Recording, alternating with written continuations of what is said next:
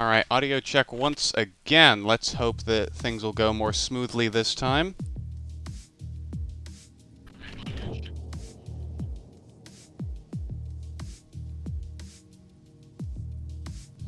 Still can't hear myself back on the stream. Yeah, this is a problem. Here we go on the stream. Alright, can we quickly confirm? Can you guys hear us okay in chat? I see a few viewers are trickling in already for the stream, and we're having some technical difficulties, so if you could please let me know if you can hear.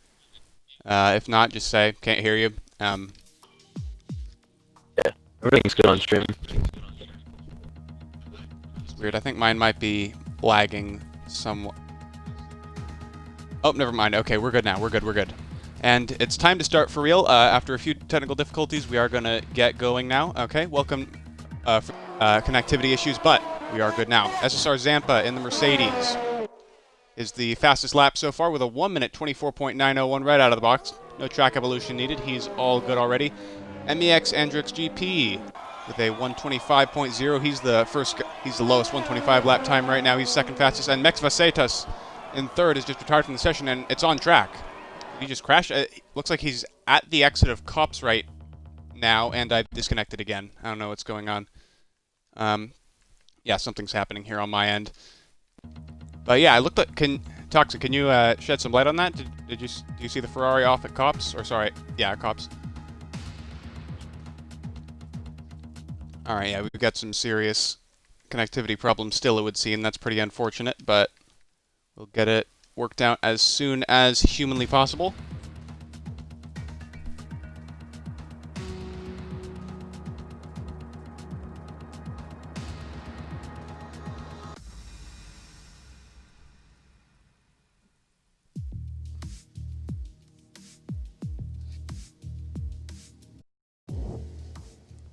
Once again, heading in now to the short qualifying session. We will get the standings for you in a moment here. Yeah, while we're having some problems with the lobby, let's just briefly go over the results from last week's race back at Austria. Joe F1 took the win there in style for Haas, and he takes the championship lead from MEX Vasetas with that win. And Vasetas finished out of the points last week. Second place went to ARS Gutidu on that particular occasion, and third place went to MEX Andrew of XGP. And we'll be seeing all three of those guys once again duking it out for the win here today. And we finally reconnected to the session so we can go through the rest of the grid. And it looks like both Ferraris have retired. Both Andrix and Vasetas have both decided that they are done. Or perhaps they haven't decided, maybe they've just crashed. But we shall see soon enough whether their times can be beaten. They're currently on provisional second and third. Not too bad of a result, no matter what the reason for their retirement may be. And ARS Gutidu in the pits right now. He's set a great lap, 125.3 effectively, but on the medium compound of tire, which is pretty important for the Racing Point driver. I'll go over why in a moment. Killer F1, 1846 as well. He's in the Williams today, and something's going on with the camera. We can't focus on Killer for some reason. Yeah, maybe he's retired. But Joe F1 in the Haas sets a great lap time, and Whiffy Winner has just spun out on his outlap in the AlphaTauri. Whiffy has the 7th fastest time so far out of our 15. That was very close. Was that Silkweaver coming through? Yeah, Silkweaver in the McLaren very nearly hit Whiffy Winner in Brooklands, but despite that, he has set a purple first sector so far. Lap time to beat right now is Joe F1 in the Haas with a 1 minute 24.843. Can Silkweaver keep it consistent through the middle sector, or is he going to make a mistake? Let's go to onboard with the McLaren driver. Coming into the very tricky Beckett's complex now. A little wide at first part of Beckett's. Yeah, not taking the apexes as aggressively. It looks like he's backed out of the lap. Oh no, he hasn't. He's still going full chat, but yeah, that did not look the most confident through Maggots and Beckett's. Perhaps he's just trying to get a banker lap in, and he will not invalidate the time here. It doesn't run wide at the Stowe. Yeah, it looks like Silkweaver's taking it very conservatively. He knows he will have more chances later in the session to set a lap time, as we're only halfway through it. UFR Grand saying, come on, connection. Yeah, it looks like our connection is a bit more stable now, as Silkweaver sets a time of 1 minute 27.2. That really is a banker time. That is quite slow on the soft compound tire. Anterior Titan 93 saying hello in the chat. Hello to you, Titan. Thank you very much for tuning in. We're already up to 14 viewers. Thank you Thank you very much for your support already. We're not even done with qualifying, so that's very impressive indeed. Anyway, Silk Reaper's on a slow lap, and Groggy Oregano's coming into the pits after setting the 12th fastest time on the medium tire in the Renault. Heatwave 4, he's on an outlap. Trace Me also on an outlap in the other McLaren. LDR Redeemer looks to be on a slow lap. He might have invalidated his previous one. Not too sure. Oh no, this would be his flying lap. Has he already bailed out? Looks like he has. Anyway, SSR Zampa on a lap now. Let's ride on board with the Mercedes driver, try to see if he can beat Joe's time, take back provisional pole position. Once again, he is on the soft compound tire. You'd assume he's pitted to bolt on a new set before he came back out. But yeah, there are multiple strategies. These guys could run, of course. Everyone who qualifies inside the top 10 out of these 15 drivers, as Zampa sets a purple Sector 1, very good from him. Everyone who qualifies in the top 10 here is going to have to start the race on the exact same set of tires that they set their best qualifying lap on.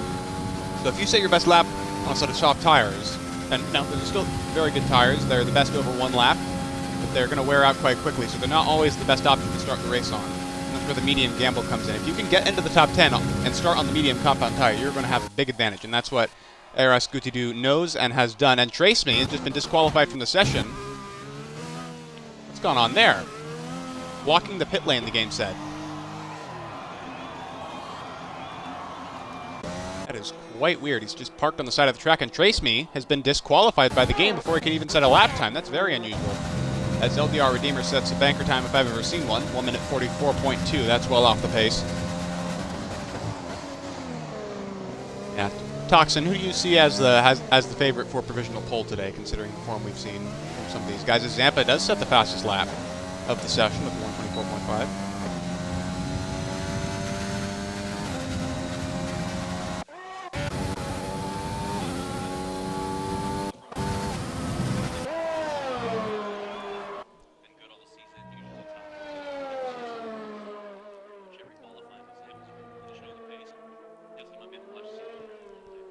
As Zampa has currently grabbed the pole, but the question is, will he hold on to it? His teammate, Heatwave 4, is currently on a lap in the other Mercedes, also on a fresh set of red-walled soft compound tires. He's using those to good effect. He's going to set a purple first sector. No, he's not. He's already up on his previous time by 1.3 seconds. Not sure what's going on there. Maybe he had a big moment into Village.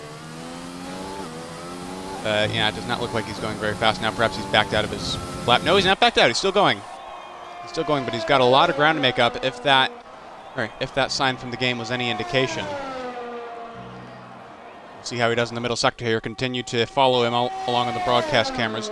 Just a reminder that this is only qualifying. This is not the race. Once this 18-minute session is over with, we will be going straight into a 50% length race. That's half the distance of a normal Formula 1 Grand Prix.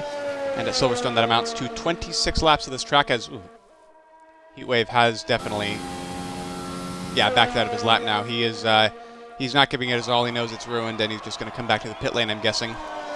Save a bit of time, as his teammate Zampa is also coming into the pits right now, so hopefully they won't hold each other up. Who else is on a flying lap right now? Joe F1 is on a flying lap, trying to snatch back provisional pole. He's got about a little under 3/10 to make up here. In the Haas car purple. Sector 1, he's already down by 1/10.5 on his previous time. Going through left field now. Very tricky acceleration zone to get right. Very easy for the back end to step out.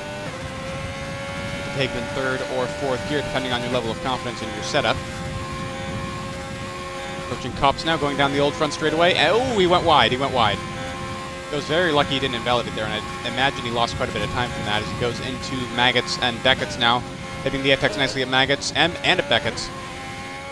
Taking quite a bit of curb at Chapel, but having a very clean exit. Now onto the hangar straight. Purple middle sector. He's down by over a quarter of a second despite that slip up at Cops. Now he's coming up to Stowe corner, 6th gear here in qualifying at the very least. Oh, no, he goes down to 5th forward, and he runs wide. Joe's invalidated his lap. He's run wide at Stowe, and that might cost him. To be fair, he will have time to bolt on another set of softs and go out for one final lap, but so will Zampa. He could have a chance here to extend his advantage with that very impressive time of a 124.584, and if there are any hot laps that I am missing, Toxin, feel free to butt in with the times. Who else is on a lap right now?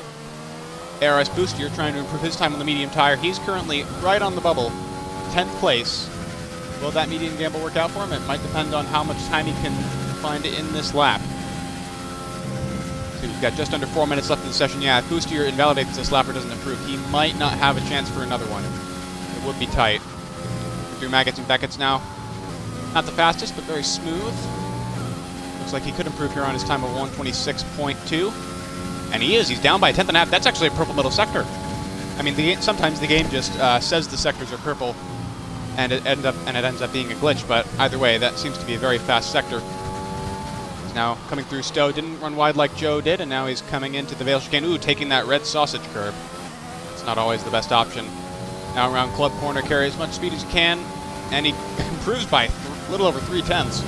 And it's a lot of time to be found there, but he only improves one position past Marion Kanga in the Williams, who's currently about to start his flying lap. You know, let's just use Kanga's lap here to take you around a full onboard lap of the Silverstone International Circuit. It's a great track to really see properly. Going through Abbey here, this very first corner, and he's already invalidated. I was going to say it's flat out there, and you want to hit the apex to carry as much speed as possible, but yeah, Kanga got a little bit too aggressive there, and he's already invalidated. And unless he has enough fuel to complete another flying lap after this one, I don't think he's going to get another chance. Silverweaver, meanwhile, in the McLaren, appears to be on a hot lap. Through the middle sector now. How fast is it going to be? 2/10 down on his previous time. Let's see. If Silverweaver shaved off 2/10, that wouldn't actually give him any positions. Okay, yeah, that's true. Because he is 9/10 behind Dark Ice Racer in 11th moment, so he does need to find quite a bit of time. Silverweaver is sitting third in the Drivers' Championship at the moment. He's had consistent points finishes. He's scored points, but yeah, he's only got one podium to his name so far. That was second place in round 3 at Vietnam. But he found so much time in the third sector. He's 1.5 seconds down on his previous time, and he's gone 8th. Only a couple hundredths behind Heatwave in 7th. So very good lap from the McLaren driver. I don't think he's going to have another chance at it. As one of the Mercedes cars goes through, I think that's Heatwave. Yep, blocking up going into Aintree, but still keeping it relatively clean. ARS Boostier is now retired. Ooh, he hasn't retired in the pits. He's retired on track. What's going on there? I don't know. Who can we ride on board with to find out? We can. All right. I don't know what happened there, but yeah, one of the Racing Point cars has retired on track. Oh, it's Zampa that's coming through there now. Can't quite see it. Oh, yep. There's the Racing Point car limping down the pit straight. I think it's the other car that was stricken on the side there. But yeah, very unusual to bin it in that part of the track. I mean, there's really nothing at Vale or at Club Corner that's fatal unless you just don't break at all. But we see Zampa here, and he's already backed out of his lap, it looks like. Yeah. So Zampa will not get the chance to extend his advantage. But it does look like Joe F1 is going to get another chance to take provisional pole back because he is on outlap, and it looks like he will just get to the line before the session timer ends. Who else is on a flying lap right now? Ooh, ARS Gutidoo is heading off. Where is that? Yeah, he's heading off at Aintree, it looks like. Just coming down the Wellington Straight now. And that's going to ruin his last lap, so it looks like he will be starting on the medium tire, since that's what he set his best lap on. See, he's out on the softs there now, but he's not going to get the chance to use those softs. So we can potentially save them for the race. Strategy-wise, Silverstone is pretty simple. The medium gamble, I would say, isn't as worth it here, to be completely honest. And, yeah, it's generally a pretty simple soft medium one-stop. Mediums, and then just take those to the end of the race. Each set only gets, like, 50% wear. And Gutidoo cutting quite blatantly there. I'm not sure why. Actually, I think we might have the timing glitch. We might have the spectator timing glitch here, where the clock that we're looking at here on stream is slightly ahead of the one that the drivers are seeing and the one that the game is using to accept lap times. And oh, he's spun at the exit of Stowe. Yeah, a bit of exuberant behavior there from Gutidoo, but it looks like almost everyone is tired at the moment except for Joe. Joe is still on a flying lap here, along with a couple of others further down the grid. Through Maggots, Beckton, Chapel right now. Ooh, very clean. A little bit of wheel on the grass there, but still very smooth. So smooth it's purple. It is a purple middle sector for Joe F1. Can he translate that into pole position here? And he beat Zampa. Into Stowe, not carrying quite as much speed as he might be able to. So he is running a lower downforce setup most likely, which would hamper him there. Into Vale, a bit of a lockup. Ooh, not the best line through Vale. Carried a bit more speed there, but it's still going to be a great lap time of 1:24.552, and that is pole. Joe F1 has taken pole position in the Haas by 0.03 of a second. That is excellent. And both of them have beaten the third fastest driver, MEX Andrix, by almost half second, which is very impressive. And you saw Dark Ice Racer there. He improved from, I think, 12th to 13th, all the way up to P4 at the end of that session, right at the death. Yeah, he split the Ferraris.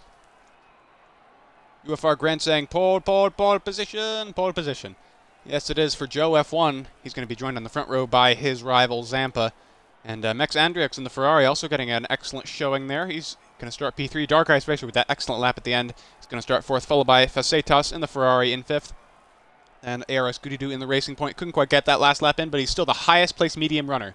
He is one to watch, as well as Killer in the Williams, who is not far behind in seventh, also on the medium compound. Then everyone else in the top 10, Heatwave 4, Silkweaver, and Whiffy Winner. They're all going to be starting on the soft compound. Then Booster, Kanga, LDR Redeemer, Groggy Oregano, and Trace Me, the last of whom did not set a lap time due to a disqualification. And we've already got 24 viewers on this stream, so thank you guys very much. The race hasn't even started, and we've already got this much. That is quite excellent. We're going to run a quick ad break here in the break between qualifying and the race, so please do stick around. And thank you, Mex Cordero, for following. That's very much appreciated. So we'll run a couple ads here, and we'll get back to you in a moment.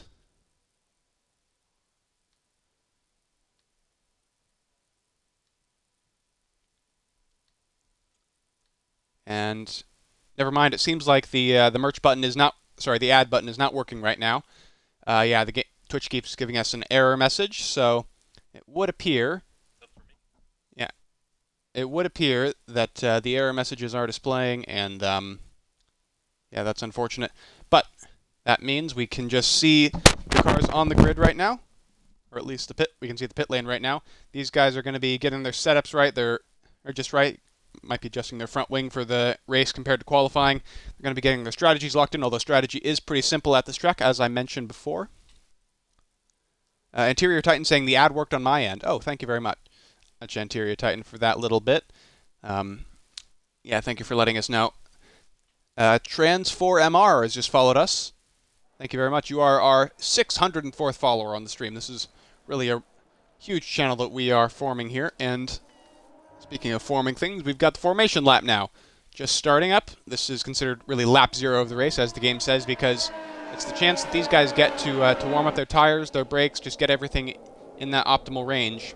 And it is just as important a lap, really, as any other one this race. So we're just going to get up the extra little doodads here on the spectator menu, and we should be good to go. There's Joe F1 there.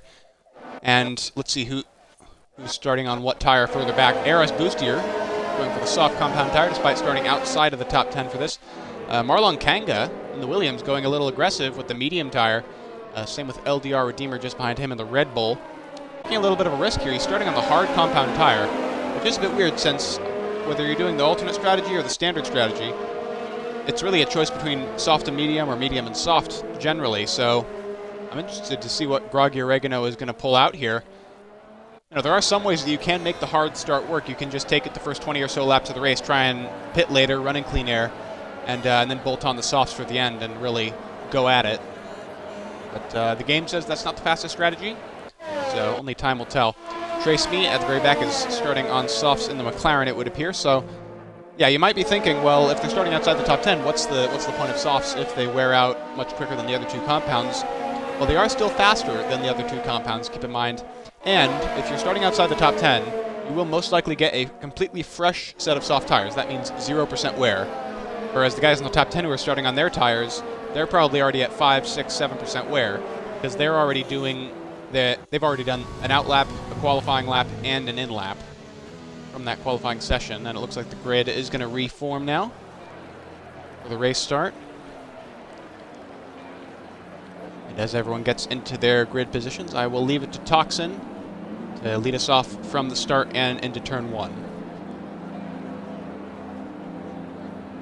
It's Brightly in chat saying, come on, Redeemer, head down, mate. Yeah, Redeemer starting 13th. He's got a lot of ground to make up. Take it away, Toxin.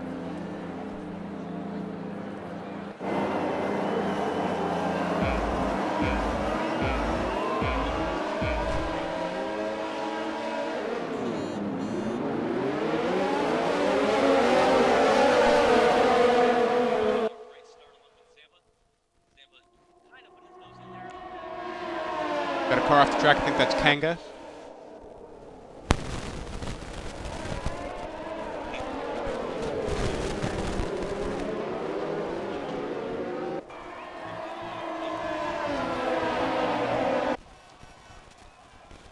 Yeah, a lot of guys running wide at Aintree, but it looks like everyone's cleanly onto the Wellington straight now. No one has crashed yet.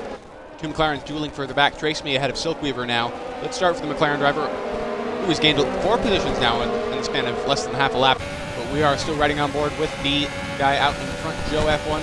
Zampa's 4/10 behind him, there or thereabouts. Joe's going to really need to break away here quickly if he wants to get out of that DRS range. That'll come into effect at the start of lap number 3. But yeah, Zampa looks to have good pace so far in this first half of lap. The Andriox is just behind them. Ooh, he runs very wide at Beckett's. That's going to cost him, and that's going to invite Dark Eyes Racer to go around the outside of Chapel. No, he squeezes him out. Dark Eyes puts a couple wheels on the grass there, and that's going to hurt both of them because now Whiffy Winner is coming in the AlphaTauri. Great start for Whiffy. He's already made up 5 positions at the start here. That's pretty impressive. RS Boostier behind him. Then it's Facetas, Good Heatwave, Goody Doo, and Killer rounding out the top 10. And Killer's around. Just as we started right on board with them, Killer's around. That might be the commentator's curse right there. And Killer F1 is going to lose a lot of track position and a lot of time from that as Joe continues to be out front. Yeah, very ballsy stuff from Heatwave and Goody Doo. They were side by side there coming through and out of Stowe. It looks like they've both gotten away cleanly. We're going to ride on board with Goody Doo, who's still almost side by side with Heatwave. Now he's ahead. Heatwave's going to try it up the inside of Village. Not quite there. Into Aintree. Can he try to cut back? No, but all this squabbling is inviting the McLarens into the battle. Trace Me and Silkweaver are both right there, and if they can save up enough ERS, they can catch up, and Heatwave is right on the tail of the racing point now. 2020 Mercedes versus 2019 Mercedes, some would say. 2020 Mercedes not quite able to do it in the inside of Brooklands.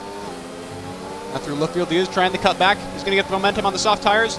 Oh, yes, that is a ton of momentum, and he's side by side now with the Racing Point car.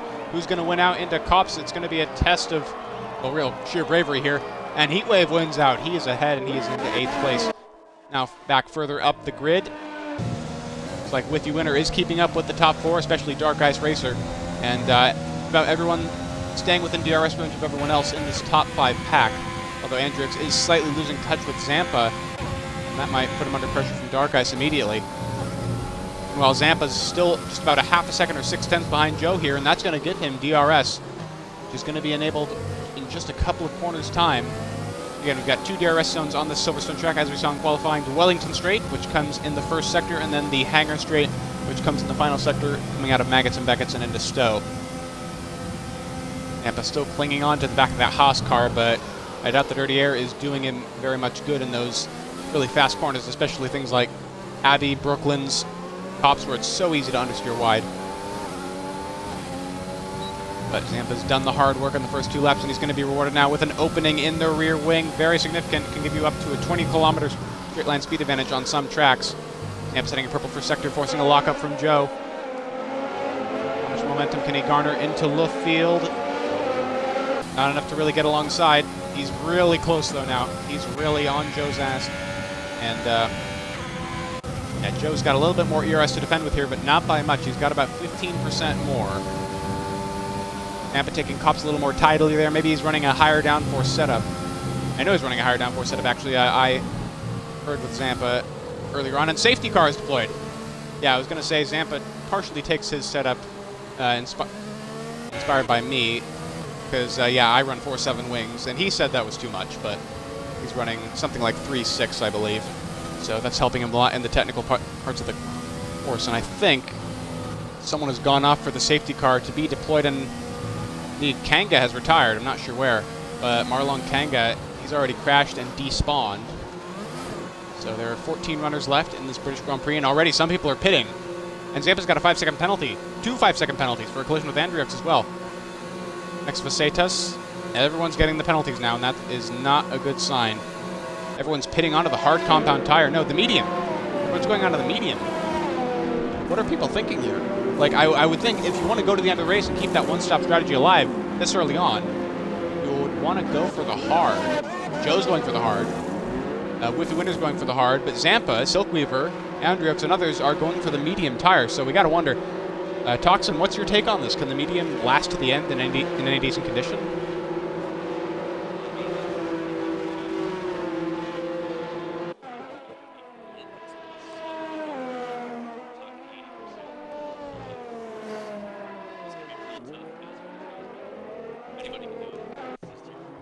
Yeah, although honestly, I think the guys that started on the medium tires, and of course Oregano started on hards, they're the ones who are going to really benefit from this, because their tires are only about 10 or even less than 10% worn now because of the really low tire wear characteristics of Silverstone because of the harder compounds.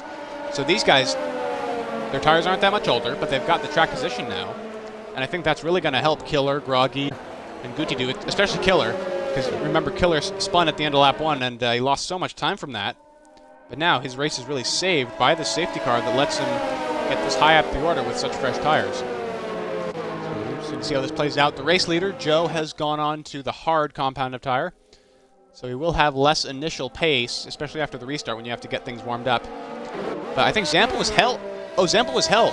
Zampa was held in the pit lane. He must have been, because the Mercedes pit box, being right at the front of the pit lane, can be very vulnerable when everyone's trying to come into the pits, and he's been held a lot. And he's gone from a net P2 in this race to a net, like, closer to P13, P12, yeah. Right down where he actually is. All right, maybe a net P7 or P8, because there are guys ahead of him that haven't pitted yet, but still, that's going to be a huge blow for Zampa. His teammate Heatwave has gotten it even worse, because the double stack has put the Mercedes cars in 12th and 14th. That's last place. So it really is a dire situation now, and, oh, we're up to 40 viewers. Well, not quite 40, 39, but effectively 40. And yeah, I just want to take a quick moment to thank you guys for all of your support. And make sure to join the BRL Discord server if you haven't already. I'll plug it in the chat here. The ! Discord command. While we're under safety car, I'd also just like to say, yeah, our Discord server is great. It's a big community server, plenty of friendly people to play the F1 game with, and Mex Facetas has suddenly gone into the pit lane for medium tires. Not sure if he got front wing damage under safety car or something. But yeah, make sure to join our Discord server. Buy some BRL merch if you're interested. If you really like the league, then buying merchandise is a great way to help us out. And if you haven't already, make sure to follow the stream. Actually, Alfred Bulbasaur, he has already followed the stream. Thank you very much, Alfred. And actually, Alfred has rated us. That explains the sudden viewer spike. Alfred Bulbasaur has rated us with a party of 11. I'm sorry I missed that a few minutes ago. But thank you very much, guys. And we're getting quite a few viewers from that. Manboy Friday and Hag Store. All right, we got 2 new followers already from my...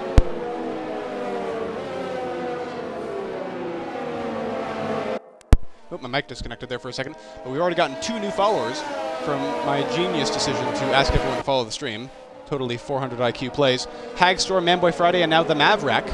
Thank all of you guys for following the stream. We're up to 610 followers now, which is absolutely ludicrous. BRL is by far the largest league that I do commentary for on any sort of basis. And the safety car is going to be in this lap, unsurprisingly, since everyone is caught up to the queue.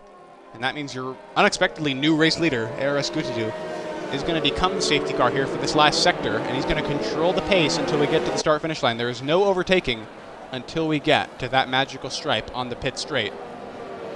Running order, Gutidu, Trace Me, Redeemer, Groggy, and Killer. They're on older tires. They have yet to pit, but they've got track position, and can they use that to good effect? Can Trace Me take the lead on those soft tires and just drive off into the distance? We'll have to see. The guys in the back, they've already pitted. Question is, what's going to win out? A free pit stop or extra track position? We're about to find out. Gutidu leads the field to green. Now we're back under racing conditions, and he's using all of his overtake already. He's up to 90% battery from that safety car period, and Silkweaver's gotten a 5-second penalty, or sorry, 3-second penalty now, and that was Trace Me. That was Trace Me that went wide. They're at Farm Corner in the McLaren, and that's lost him some time, albeit no positions. LDR Redeemer now is going to be all over the back of him. The Red Bull riding on board. He's right up the gearbox of the McLaren, and that's going to allow the Racing Point car to possibly drive off him into the distance as Zampa and Silkweaver dispute 10th place further back. Minor points paying positions. And Redeemer looks into Brooklands, but he's not quite going to do it. Gutidu gets a penalty now for multiple track limits warnings. That's not going to help his case in this race. Redeemer's got plenty of overtake to attack with. Trace Me's got plenty to defend with. And Hamilton 162 has followed the stream now, so thank you very much for that, Hamilton. You are our 611th follower. Hagstore saying, Joe F1 is the favorite here, in my opinion, if there's no more safety cars. And oh! I thought Redeemer went off there, but that was just lag, it would seem, as Max Andriux picks up a 3-second time penalty for warnings. Yeah, I would say Joe has the most outright pace right now. He is in a net P1 in the race because everyone ahead of him has yet to pit. But he is under attack now from Dark Ice Racer in the Alfa Romeo, who is on softer tires. And he is also pitted, so Dark Ice and Joe effectively battling for the net race lead right now. And in front of them, Groggy Oregano not pulling away on those hard tires as he would like to, I'm sure, as Goody-Doo sets the fastest lap of the race now, 128.9. We're going to go back up to the front. Looks like Goody-Doo is breaking away, at least on track, but LDR Redeemer is still pursuing Trace Me, and Killer seems to be pursuing Redeemer quite effectively. They go through Village now and into Aintree. They're still very close margins. But now that Trace Me is in a little bit of clean air, can he pull away on those soft tires before they start wearing? I believe, I want to say 8 or 9 laps of age, maybe 10, is when the medium tire reaches that crossover point where it becomes faster than softs with the same age. So yeah, that's something to watch out for a little bit later in this race. But for now, we're on lap 7, and the softs are still marginally quicker than the mediums at this point in the race. But Trace Me's not really using it to his advantage at the moment. He's got plenty of ERS, he's just not using it. Good, he's going to try some outside of getting out of cops? No, he's not. He's just saving it for defending, I suppose. And he's going to need to defend soon if Redeemer can get a good enough run through Maggots and Beckett's. As Whiffy now gets a 3-second time penalty for warnings. Ooh, Trace Me ran wide there. Trace Me ran wide at the exit of Chapel, and that's not going to help his case. And Redeemer had the gearbox put just for a second there. He's normal now again. Redeemer used a lot of his ERS there on the hanger straight, and he's going to dive to the inside of Stowe, but he's too far back, and he spun! LDR Redeemer is around in the Red Bull, and that's going to absolutely ruin his race. He keeps it out of the wall. No wing damage for him. But that is still going to be devastating. He falls down to dead last, and that's going to promote Killer to third, and Joe into fourth. Joe's gotten past Groggy Oregano on newer tires, and Oregano's just getting swamped now. Dark Ice Racer's there as well. Xandrix is trying to get past. He's going to go now into Abby. On the outside goes Dark Ice Racer into Abby. That's very impressive indeed. And now Andrix and Zampa are coming through. Zampa goes down the inside into Village, but can't quite make it work. Whiffy's there as well. It's a complete dogfight here, but further back in the top 10, and Groggy Oregano is clearly the cork in the bottle at the moment on those older hard tires, and DRS has now been enabled, and that's not going to help his case. Dark Ice Racer trying to make a move on Joe, but can't quite get it done into Brooklands. And look at that, it's 4 wide for the back. I've never seen anything like this at any league race in my life. That is absolutely nuts. So many cars completely jam-packed together, all fighting for position with DRS and overtake after the safety car. It is completely ludicrous, and the guy who's won out from that is Groggy Oregano, because everyone else was fighting down the Wellington Straight as they now go through Cops. Nice clean line for Oregano there. We're going to go down, riding on board with Whiffy Winner, who's gotten to the front of the chasing pack now behind Oregano, and he's got hard tires, but fresher hard tires, about 10% fresher at this stage. And he's got DRS and he's got overtake. Is he going to be able to get past Oregano? Oregano's got more ERS to defend with. He's going to try it into Stowe. Looks like he's going to... Ooh, he doesn't. He's going to back out of it at the last second there. As Heatwave has been passed by Max Andrix, it looks like, and Boostier's gotten past Silkweaver in the McLaren. Still so many cars here in such close proximity. And further up, there's a battle for P2 going on. Killer F1 in the Williams is keeping up with Trace Me. Trace Me just cannot use those soft tires to good effect. Break away from the rest of the non-stoppers. Killer on the medium tire is right behind him, and we are approaching the crossover point, so it looks like Trace Me is going to lose second place pretty soon here if Killer can use that DRS and put it to good effect. And AJ Mars 07 in the chat now. Alpha Cetas takes out both Mercs in one turn. Crying emoji, I missed that. But we did not miss this. Killer making an excellent overtake on Trace Me, but Trace Me comes back on the inside of Luftfield. I was going to say he got the move done into Brooklands, but he has not, and Trace Me finds himself ahead just barely, and Killer has now wasted all of his ERS. Trace Me is up to 86% battery. Killer's in the teens. Normally in these situations you see a lot of drivers wasting their ERS defending, as Trace Me runs a bit wide at Cops there, but no, it's the other way around. Killer has wasted too much attacking. He's just running higher wings or something, and that's really costing him here. Now in the middle sector, he's going to be subject to all sorts of dirty air, and he's down into almost no ERS. He's down to 4%, 3%. He's gaining, but it's down to 2%, 1%. It's going to be 0 by the end of the straight, but he sends it into Stowe. No, he doesn't. He's going to think better of it, just like Whiffy Winner did. Speaking of Whiffy Winner, he's been passed by Max Andrix. We missed that, but Andrix has been passed by the... Whiffy has been passed by the Ferrari, as ARS Goody now sets the fastest lap of the race. He really is breaking away. He's 5.5 seconds ahead of Trace Me in P2. And Whiffy's falling down the order. He's pitting. I don't know what's going on there. He might have wing damage. Yeah, that's the only reason I can think of. Those hard tires are only 4 laps old. The only plausible explanation for the hard tire, for pitting off the hard tires, is if he has front wing damage. So he is going to box now. He's probably going to get the medium tire to go to the end of the race. And he's basically been put back onto the traditional strategy. He's getting a front wing change, as I predicted. And that is not good at all for Whiffy Winner's race. As Killer gets past Trace Me, they're dueling again into Brooklyn's in left field. Amazing! As Trace Me gets a 3-second time penalty there, I'd say that's a forced error.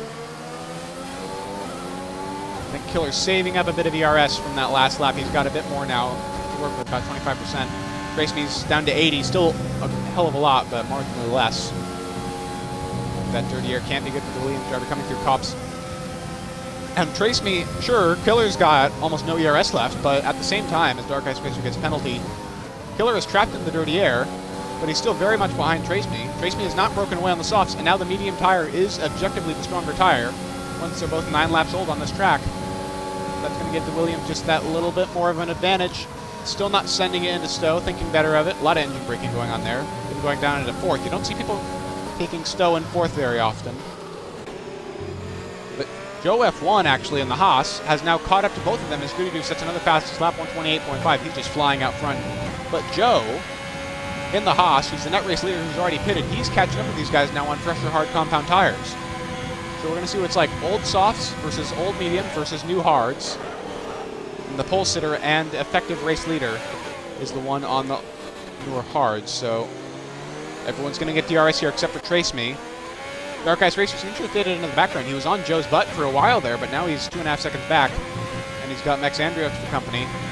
Although pretty distant company, for being honest. Boostier is also quite far behind Andrix. Yeah, looks like the field is getting spread out now behind the top 3. Although Groggy Oregano is being pursued. He's being pursued vigorously by Zampa. Is Zampa going to try it into Brooklyn's? No. But he does force a lockup. A little bit more wear for Oregano's tires. As Max Facetas now sets fast lap of the race, and it's raining. The rain has started to come down, and that is going to change the complexion of this race completely. Max Facetas, he's just pitted onto the soft tires not that long ago. He's all the way at the back of Whiffy Winner. And Whiffy and Whiffy and Facetas are both in horrible position now because the rain is coming down. Everyone's going to have to pit on the intermediate tires. And this is amazing. This is a godsend for the top 3, really, as Killer finally gets past Trace Me for 2nd place. And Joe's still watching in the background. Okay, 2 questions now. Who's going to be the first to go on to inters? And another thing, how are the top 3 going to benefit from this? Because Goody Doo, Killer, Trace Me, they're now showing that they had some 5-head plays going on by not pitting under the safety car, because they're getting all the track position in the world now. They can go straight on intermediates and just become the top 3 effectively. And Trace Me's lost it. Trace Me's lost it on the old soft tires in the rain in the damp conditions. To be fair, these are some very difficult conditions right now, as Zampa breezes past for P7, Oregano for P8. But yeah, that's so unfortunate for Trace Me. I imagine he'll just come straight into the pits now for a set of intermediate tires, but I was going to say he was running in a net podium position now. That's really unfortunate. Silkweaver, yeah. Silkweaver's the first one to pull the trigger here to go into the intermediates, so I wonder, like, in this situation, how long would you wait?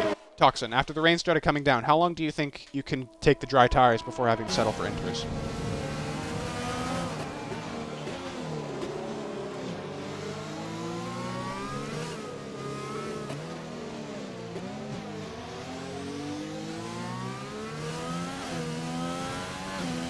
Yeah, that would make sense. Of course, there are some situations where the rain just doesn't intensify very much. And I remember doing a league race a few months ago at Australia, the first one in a season, as we watched Silkweaver try to get to grips with the intermediate tires.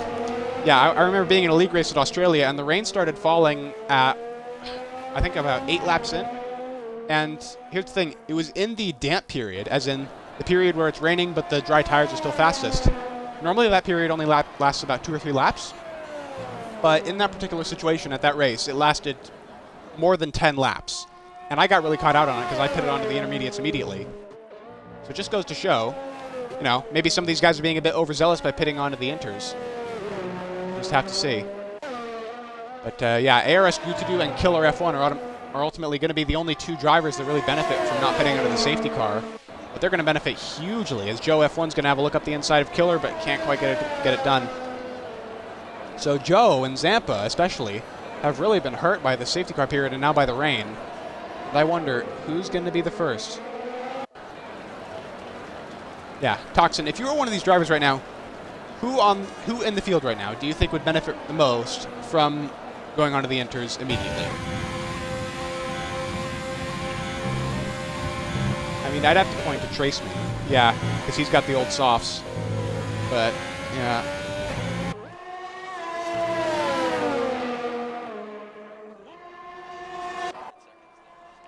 Yeah, I wonder what Goody will do. Yeah, I wonder what Goody will do, because there could be a massive undercut in store for anyone who decides to go on early. So we'll see. And Boostier's out. Boostier's out at... he's gone... it looks like he's bended at Chapel, and we're going to ride him over with Trace Me to see what's happened to him. And Trace Me's taking it really gingerly now. And look at that. There's a Racing Point car stranded on the side of the road, and it just despawned. Looks like the damp conditions have claimed another victim. First it was Trace Me going off at Farm Corner, and now it is Boostier getting caught out. And yeah, he's done. He's been at Chapel Corner. You know, Chapel is just a generally really treacherous corner in many ways. You can understeer wide there in qualifying, go onto the grass, just spin out and basically kill your car. Yeah, I was league racing at Silverstone yesterday in another league, and you know there was this one guy in the race who was leading in a Mercedes, and he just bended up the exit of Chapel, and that handed me the lead, which was yeah, it was really interesting to watch because it's really weird how Chapel can catch you out just at any point down the hanger straight, really. It's a corner that stays with you for a long way down the straight just because of its nature. Very sweeping, very difficult to get right, and it really depends on how big your balls are, how much speed you can carry through it. Heatwave are currently running 10th in the last points playing position. I wonder how long he'll stay out on the medium tires before going on to the inters, as MEX Facetas has gotten a 3-second time penalty now. Heatwave locking up hugely into Brooklyn's there. Let's find a battle. Anyone battling right now on track? Redeemer and Oregano are pretty close, but Killer and Joe. Yeah, thank you for mentioning that, Toxin. Killer and Joe are still wheel-to-wheel despite the adverse conditions, and Joe's right on the back now. He's going to try it into Vale? No, he's not going to try it into Vale. He's got to be a lot more cautious now as he's attacking, because those hard tires, hards are the most affected by the rain because they require much higher temperatures to get in their optimal performance window. So you're going to see guys like Facetas and Whiffy on fresh softs and even mediums. They're going to have a lot more grip here because their temperatures can recover a lot better when something like rain starts falling down.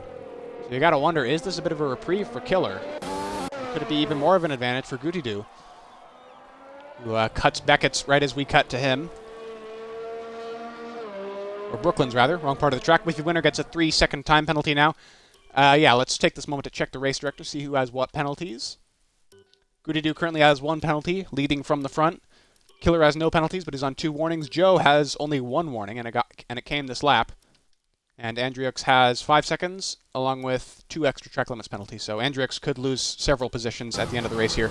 Keep in mind, viewers, for anyone who doesn't know about league racing, we use strict corner cutting stringency, and the game is really penalty application. So the results on track will not be completely the same as the results in the actual steward's in the steward's office after the race, because yeah, time penalties will play a huge factor. You know, you might not be the fastest guy on track, but you can still gain a lot of positions despite that if you could just be nice to the track limits. And we're really seeing that with guys like MEX Andriux, who look like they're in a pretty bad situation if a bunch of people line up behind them later in the race. And Joe still chasing Killer. Killer seems to have a bit more confidence right now on the mediums, as I predicted. Even though he's on 4-lap older tires, the mediums are simply more resilient when it comes to these adverse conditions. And MEX Facetas has just gotten past Whiffy Winnow further behind. Ferrari has passed the AlphaTauri for 9th place. And Heatwave, I think both of them have gotten past Heatwave because he was down in 10th before and now he's in 11th. He is not pitted. And it looks like, actually, when did the rain start falling? Around lap 12? I think this is another situation where the damp period, like that Australia race I was describing earlier, I think the damp period is really being stretched out here by the game, which is really interesting to see, as Joe, right on the gearbox now of Killer, is renewing his attack. How much did DRS does Killer have to defend with? Killer has even less battery than Joe, and that's saying something considering Joe's barely above 20%. And Killer goes wide at Cops. That's going to give Joe a huge opportunity here in the Maggots and Beckett's. Killer stay ahead? Can he stay ahead into Maggots? Yes, he can. Joe just has to back off. 2 does not go into 1 in Maggots and Beckett's, and now Joe's the one to make a mistake there, going wide at the Beckett's corner. DRS has still been enabled. It's very interesting, because yeah, the crossover point between dries and inters is normally the point when the game disables DRS. As Joe goes around the outside of Killer into Stowe, can he stick it? Yes, he can. He's cleared Killer handily through that corner. He had so much more confidence there. I'm not sure where he got it from. And Killer pits. Killer pits. And it looks like he's going to go into the intermediate tires to the end of the race, I'd imagine, because it's only 9 laps left. And Silkweaver. Wait a minute. Silkweaver's going in the opposite direction. Silkweaver spent the last few laps on the intermediates, but now he's going onto the soft tires for the end of the race. It's a very interesting play. It's just a desperate bid to get points at this point, because the 2 McLarens are so far off the pace of Whiffy in 10th, but still very interesting to see what they'll do. And I mean, oh yeah, Killer goes to the softs. You're right. He is going with that same traditional dry alternative strategy, medium to soft. He thinks the rain won't worsen enough to justify staying out any longer in the race, but Andrix clearly disagrees as he's gone on to the intermediates. So we're seeing a variety of approaches here from the drivers. You can see Trace Me even going onto the medium tires because he stretched those softs for so long, which I would say was a mistake. But yeah, we'll have to watch how Andrix performs compared to his teammate especially, who's right behind him now, Facetas, and compared to Killer. How much time can he make up on Killer now that he's just pitted onto the softs? And yeah, I think the battle between Killer and Andrix is going to be the key to figuring out which tire is quicker right now. And LDR Redeemer, meanwhile, while we've been hopping around the field quite quickly, he's caught up to Groggy Oregano for 5th place. So we're going to watch this battle. Riding on board now with the Red Bull driver. They're both taking cops very gingerly in low 7th gear when it's normally flat out in 8th. Yeah, clearly neither of them have very much confidence on their 16-lap-old tires. Both of these drivers have started the race on the tires that they're currently on, so I can't imagine they're pushing it very hard, and it shows. Groggy trying to break any slipstream that's there, even though the slipstream is slightly weaker in the wet. And ooh, it goes very wide. Groggy goes very wide at Stowe. I thought Redeemer might be able to carry enough speed to take advantage of that, but no, Groggy was too far ahead there. Coming into very steady into Vale. Goody-doo? What happened to Goody-doo?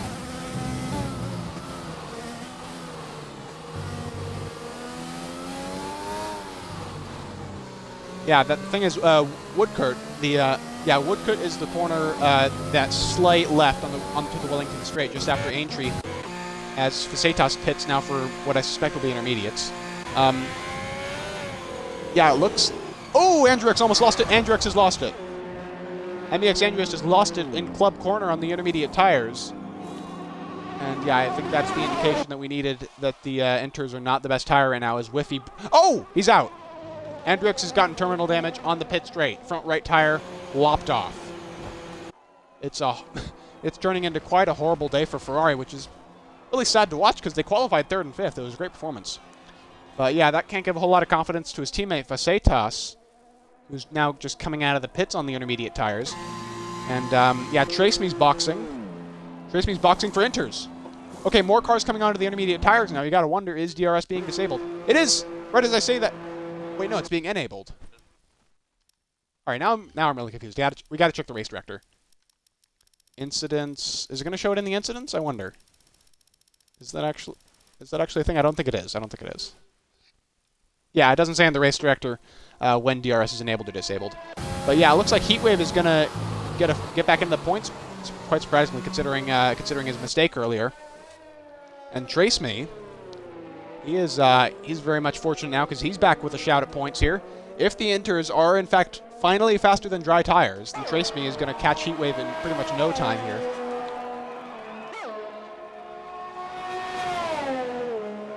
Oh yeah, Stefano88 says it was disabled due to the VSC. You're right. And real quick, we've been focusing a lot on this really engrossing race. We've got a lot of different battles up and down the field. As Joe F1 has now taken the lead. He's inherited it now that Goody-Doo is pitted onto the intermediates. That could either be that could make or break Goody-Doo's race here. It could win this, but only if the Inters are in fact faster. Killer's pitting now. Killer's pitting onto Inters. All right, I think we've reached the crossover point because now there's a general consensus within the field that the Inters are faster, and that could be seriously injurious to Dark Ice Racer, Zampa, and Joe. They're back in the top 3 as they were before. But if they leave it out too long on dry tires, they're just going to lose time. As Facetas gets past Whiffy in the pit lane. Yeah, Whiffy's going on to enters as well. So only Heatwave, Silkweaver, and the top 3 are still out on dry tires. Heatwave's not pitting this lap. What about Silkweaver? Silkweaver's currently coming through Maggots, and He's following his teammate Trace Me, who's on enters. Yeah, it looks like dries and enters are pretty even right now, but we know that if the balance is going to swing further, it's going to swing further in favor of the intermediates. Hagstore saying touch and go, but still not quite enters. Yeah, that sounds like the situation. Someone's pitting. I didn't see who that was. Is that Joe? I don't know who that is. It's Dark Ice, yeah. In the Alfa Romeo. He's coming into the pits for enters, the first of the top 3 to do so. And Goody-Doo's going to inherit 3rd place from that, and it looks like he's gaining on Zampa now, because I think he gained by about 7/10 that last lap. Yeah, DRS has now been disabled, so the intermediates are officially faster than dry tires, and that is going to hand the lead of the race to ARS Goody-Doo. 7, very impressive from him. He's right on the tail of Zampa now, as he's clearly starting to struggle. Goody-Doo has already gained almost a second on Zampa in this first sector alone. For the dry tires, they're done. They're done. The balance is finally swung in favor of inters. The 2 McLaren drivers, MEX Andriux, Boostier, or not Boostier, but yeah, Killer. They pulled the trigger on the inters pretty early, and they were wrong. But the essence of what they were trying to do was right. The inters were always going to become the fastest tire at some point in this race. Some guys just called it too early. Goody-Doo gets past Zampa very easily. Zampa has absolutely no grip left. He's going to try and stick around the outside, but no. He's going to yield in hops. And look at that. Zampa just has no confidence left in those 15-lap-old medium tires as Joe gets a 3-second time penalty. And I think the strategy blunder, this delaying too long for the inters, has cost Joe the race, because he's going to rejoin, as it stands now, he's going to rejoin just behind Dark Ice, who's getting a huge undercut right now on him. I imagine Joe's going to pull into the pits this lap, and that is going to hand the lead right to Goody-Doo. I suspect Zampa will follow Joe into the pits as well, which is going to give the 2nd place to Dark Ice Racer and 3rd to Groggy Oregano, as Joe locks up heavily there. And he gets a 5-second penalty. That is insult to injury for Joe. That's a 5-second penalty for speeding in the pit lane. Same with Zampa. I'm guessing Zampa had a double lockup as well. Well, no, he uses ABS, so he wouldn't lock up, but he had no braking power there. And both of them getting 5-second penalties to add to the time they've lost by staying out too long on dry tires. And it is going to be the green-walled intermediates. And one of the McLarens is coming as well. That's Silkweaver. Silkweaver's going to fit the inters for the 2nd time in this race. Very unfortunate for him. If Silkweaver just stayed out on the inters for a bit longer and kept faith in his strategy, he could actually be in the points right now. That's really too bad. Heatwave, meanwhile, Heatwave did not make a very good decision 2 laps ago by pitting for soft tires, because now he's going to have to make an extra pit stop, and I think that's his chances at points gone, because Trace Me is right behind him, ready to take 10th away when Heatwave inevitably pits. Yeah, Joe has come out. He's come out in 2nd, actually. Fair play to him. He's only lost 1 position, but he's 23 seconds behind Goody-Doo. Goody-Doo has played the strategy to perfection today. Absolutely amazing. He started on medians, didn't pit under safety car, got out front, got the race lead, and after the restart, he just walked away. And then when it started to rain, he was able to just keep controlling the race and pick the right time to go into intermediates. Really is an excellent play from him. As you mentioned earlier, Toxin, being in the lead, it does allow the leader to just feel out what other people are doing before taking any huge risks himself. And Goody-Doo knows that, and he's played it to perfection. Joe is going to have more pace, I suspect, as he has this entire race so far. But 23 seconds is quite a big mountain to climb, especially when you've only got 6 laps to do it. As Dark Ice is not far behind Joe, actually. He's only 3 seconds behind, so that could be a battle to watch. And Redeemer and Oregano still going at it for P5, which has not turned into a net podium position as I thought it would. P5 has not turned into P3 because Joe and Zampa didn't lose that much ground. I suppose you do lose less time in the pit stops in the wet, because everyone's going slower out on track in the wet relative to the dry, but you're going the same speed in the pit lane, so that is something to consider here. As we've now got 53 viewers, so thank you all still for your continued support of BRL. Stick around here. We've still got 6 laps, now 5 laps of absolutely nutso racing. This race started dry. About halfway through it went to the wet, but the damp period, where dries are still faster than inters, lasted so long, and it caught so many people out. And now it's ARS Goody-Doo, who has reaped the rewards, and he's going to take what looks like a dominant win for Racing Point, unless he makes a major mistake here, which, to be fair, he could, since these conditions are very tricky. Meanwhile, the main battle we've got going on right now is Heatwave gets a penalty. And there's a VSC. What's going on? There is a VSC now, virtual safety car. Silkweaver. Yeah, Silkweaver spun it. He spun it in Village, it looks like, in the first sector. It's a very unusual place to go off the track. But, yeah, Silkweaver just not having a good day of it in the McLaren. He's a lap down, and he's only just rejoining the track now in the Wellington Straight, and he has no chance at scoring points here. And these guys got to be really careful under virtual safety car. They got to make sure they keep their deltas in check, or they will get a drive-through penalty. And that could ruin their race. Over a minute out of the points. Oh! He's hit Facetas, I think. Yeah, that was Facetas heading through Brooklands.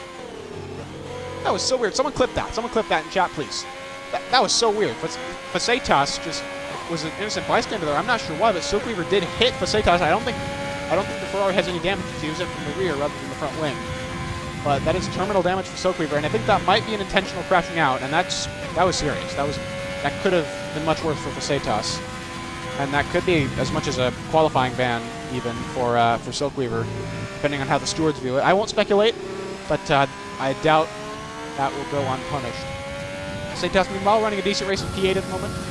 And actually, another thing we need to keep an eye on is Killer in the Williams has caught up to the battle for P5 now, with Oregano, Redeemer, and Killer all within now about 2 seconds of each other.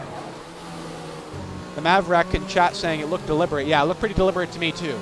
I don't think you just outbrake yourself when you're on the correct tire into Brooklands and hit a Ferrari from that far back. It doesn't happen. It does not happen. The henchman 21 agreeing. Yep, in chat. Trace Me is retired now. What's happened to Trace Me? It's another VSC. I don't see where he is on the minimap. Oh, he's at Cops. Yeah, Cops. He's spun it at Cops, and I don't think Heatwave's going to get to that point on the track fast enough before he despawns, but that's a double retirement from McLaren. They could have at least gleaned 1 point from this pretty disappointing day, but looks like Trace Me just couldn't hold on to the car, and that's going to gift 10th place to Heatwave. That's very lucky for the Mercedes driver. I'm sure he'll take that with gratitude, but it's still very unfortunate. And we now only have 10 runners left in this race, so everyone, if they can just hold on, will score championship points. As it stands, Goody-Doo here, as the VSC ends, Goody-Doo stands to get the maximum 25 points for the win. This will be his second win of the season if he can hold on to it. His other one was at Monaco. And that should catapult him up the standings. Yeah, it'll get him to 100 points. He'll become the third driver to break the 100-point barrier this season. And that should put him in third in the Drivers' Championship, since the two guys that are directly ahead of him, Rawlings and Silkweaver. Rawlings isn't here today to take part. He's fourth. And Silkweaver's third. He just crashed out with no points. So it looks like Goody-Doo is going to have a huge shot in the arm here for his championship chances. And Joe's going to expand his lead over MEX Facetas, as he's going to get 18 points to Facetas' 4, assuming both of them can hold on to their respective cars. And the podium for Dark Ice Racer is going to be a huge boost for him, because he's currently sitting 12th in the standings. Dark Ice wasn't actually in this tier until Baku, round 8. But yeah, he's already gotten 4th place, a podium, and 12th place so far this season, as well as a disqualification at France, but we'll just gloss over that. So this will give him 15 points, and that should allow him to leapfrog ARS Boostier for 11th in the driver's standings, and it'll get him quite a bit closer to Mad Marlin and MEX Andriox as well, since neither of them will be scoring points today. As Facetas gets a time penalty for multiple warnings. Let's just review the penalty situation real quick, because of course trickier conditions can lend themselves to more transgressions against the track limits. So let's check the race director. Goody-Doo currently has only 1 penalty, but he's on 2 warnings. Joe has 2 penalties. Dark Ice has 1 penalty, but 2 warnings. And Zampa has 11 seconds worth of penalties, so his position could be under threat. So with that, it looks like if Dark Ice can get close enough and keep it clean enough, he could steal P2 here. Potentially, if Joe makes a mistake, if Whiffy gets the time penalty now for warnings. And Zampa, he's 11 seconds ahead of Groggy Oregano, but if he makes a mistake, he could also lose his 4th place to the Renault driver behind. We'll have to see. Killer F1, right on the tail now of Groggy Oregano, as Silkweaver has left the session after that disappointing performance. And Redeemer, What happened to Redeemer? He's made a mistake, because... Oh, yeah, he's dropped to 4 or 5 seconds now behind Groggy Oregano, who's been fighting for the better part of the last 10 laps. And I think the Red Bull driver made a mistake that we missed here on the stream, and that's going to put him down to 8th, and now he's fighting with Facetas for 7th. Check the penalty situation for this battle. Facetas has 5, 8, 11, 14, 17 seconds worth of penalties. And Redeemer has 6 seconds. So looks like Redeemer could still snag 7th place whether he gets passed on track or not, at the very least, but I'm sure that'll be little consolation considering he had a chance at a top 5 finish just a lap or two ago. Zamp for P3, says AJ Mars. Yeah, he could. Actually, no, Zampa has more penalties. He has 11 seconds worth of penalties. Dark Ice only has 3. So Dark Ice is actually going to gain a lot of time on him here, no matter how far ahead Zampa can get, if he can pass. So I doubt the podium positions are going to change here. Everyone's just too far apart right now in that section. But yeah, we are now coming to the end. Era Scooty has just started the final lap of the race. He's coming into Village Corner now. And he has really driven an excellent race. Excellent strategy from him. Again, starting on the medium tire, absolutely perfect there. Not stopping with the safety car. Going straight onto the intermediates. The only driver to be able to do so other than... who's the other one? I believe it was Killer. And that's really paid dividends for him. And the only major on-track battle right now is between Killer and Groggy Oregano. Penalty situation for this battle. Groggy Oregano has been keeping it very clean. Only 2 warnings, no penalties. Killer, meanwhile, has 8 seconds worth of penalties, so I think, actually, this battle has already been decided in favor of the Renault driver. But Killer will still try to fight it out either way. I'm sure he'll want the bragging rights of finishing in the top 5 on track. Alfred Bulbasaur saying, oh, I don't know, it's past midnight here and I have work tomorrow. Oh, come on, stay till the end of the race here. We're just going to do race finishing and then podium interviews. Really, you can stick around for that.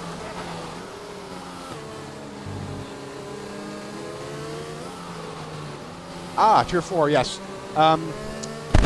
Yeah, Tier 4 is coming up right after this. It's going to be Saturday, or it's going to be tonight in a little under an hour, about 50 minutes from now. So, yeah, make sure to stay tuned for that if you can. Remember, Breakout Racing League is accepting drivers still for Season 5 here. So if you're interested, just send over the TT times using the Google form that can be found on our Discord server, and we'll get you set up either as a reserve or as a full-time driver. I believe there's actually a full-time spot available in Tier 3 right now. Yeah, with Renault. As Joe F1 comes home to serve his penalty, 5 seconds. But ARS Scooty-Doo, you guys can sign up for BRL all you want, but ARS Scooty-Doo has already done it, and he's already won for the 2nd time this season.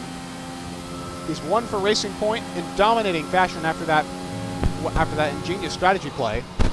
What platform do we race on? Big Cosso AU. We have 5 Xbox tiers, so we're mainly an Xbox League that races in North America, but we also have European players. But we also have a couple of burgeoning PC tiers. We are always looking for PC players to expand our base on that platform.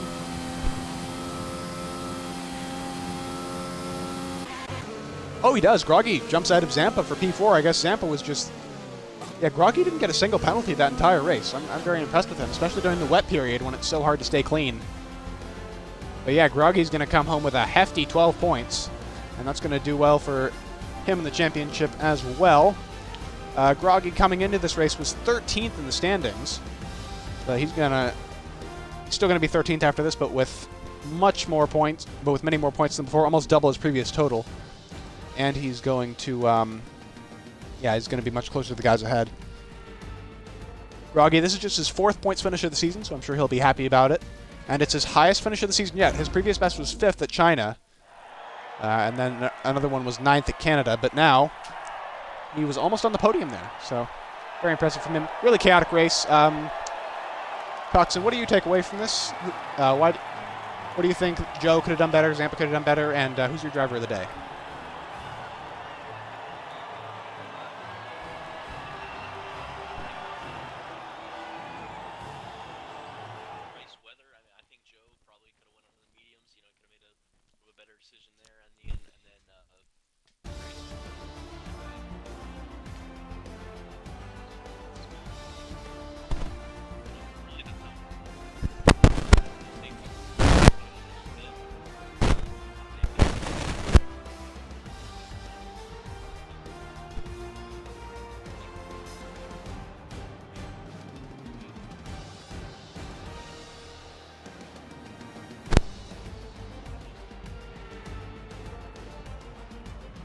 Yeah, personally, my driver of the day would definitely be Goody-Doo just because of how well he worked that strategy.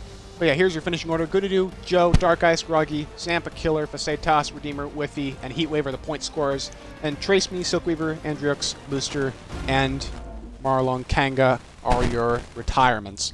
And MEX Facetas claimed the extra point for the fastest lap of the race. Goody-Doo, welcome to the party. Please check your box. Oh, he's already left.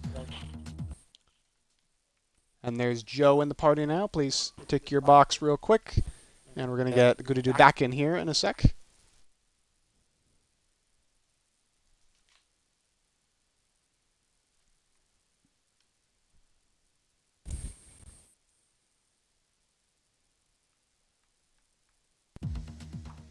All right, here we go. Now we can invite them back.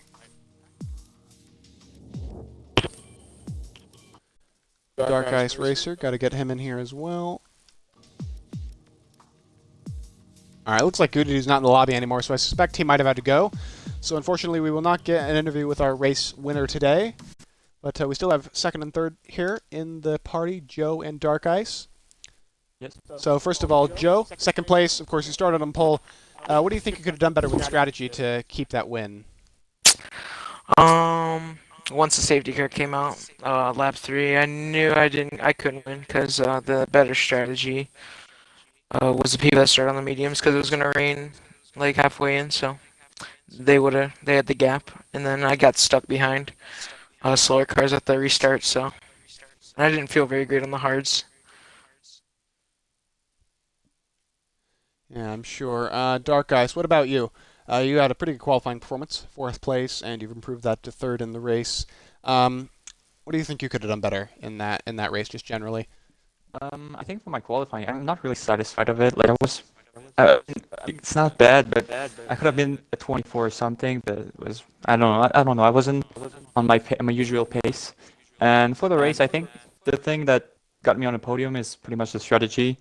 I started with soft. I thought medium would have been better, but I did a qualifying run on the mediums and it just completely failed. I just said I had to go higher or I'm just not going to race properly. So yeah, I went to the soft. There was a safety car, so that saved me a lot because I could put a medium set of tire and get with everyone on the same strategy. And then when the rains came out, I stayed. I didn't know exactly where to change my tire to intermediate. But yeah, I made the right call and got me to 3rd place. Yeah, sounds great. Toxic, do you have any questions for these guys? All right, in that case, we'll just let you guys go after one question apiece. Thank you very much, and congratulations on your podium positions. Thank you very much. Now then, thank you everyone for tuning in. I'm seeing a couple of comments in chat about why I was checking the race director rather than Toxin. Yeah, I'm sorry about that, guys. I'm used to doing solo comm a lot, and sometimes I forget the benefits of having another man in the booth with me, but hope you guys still enjoyed. It was certainly a great race to watch on our end, and make sure to stay tuned if you can for BRL Xbox Tier 4, which is coming up in just under an hour, about 45 minutes from now. And those guys are going to be duking it out at Silverstone as well. And then after that, our next event will be Xbox Tier 5, which is on Friday at 10 p.m. Eastern Time. That's 7 p.m. Pacific Time, and I believe 6 a.m. British Time on Saturday. And after that, Saturday tiers. Tier 1 is our main big kahuna. That'll be Saturday, 10 p.m. Eastern Time. But before that, on that day, we'll have Tier 2 on Saturday at 5 p.m. Eastern. Or sorry, 8 p.m. Eastern, 5 p.m. Pacific. So with that, I'll be signing off. Thank you guys for watching, and again, stay tuned for Tier 4.